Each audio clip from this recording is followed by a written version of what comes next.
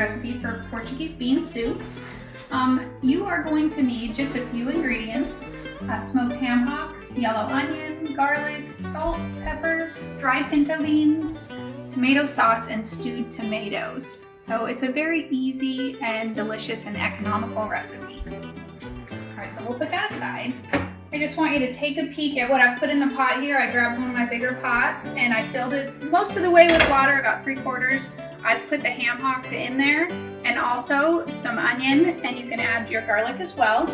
So you're gonna go ahead and bring that to a boil, which it's working on right now. And once it gets boiling, bring it down to a simmer, and you're gonna let that go for an hour, and then we'll go to the next step. Okay, this has been simmering for an hour now. You wanna come take a peek? It smells really good, like a smoked ham hock. So your next step is to fish out the ham hocks.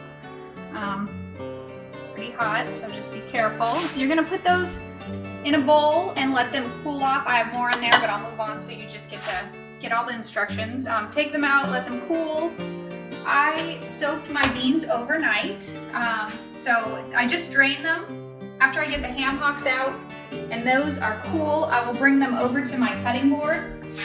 And for each one of those, I'm gonna trim off the fat and the cartilage and just get all the yummy, juicy meat.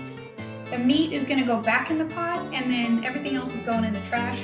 So once I add the meat back in the pot, I'm gonna add the beans and also my 8 ounces of tomato sauce and 14.5 ounces of stewed tomatoes. Feel free to add a second can of stewed tomatoes if you like them. So you're gonna put all of that in the pot together, and you're gonna go ahead and just simmer that for a few hours. All right, so it's been simmering for a few hours, and I just had to make sure the beans were done and soft. Now all you have to do is enjoy it with some sourdough or French bread.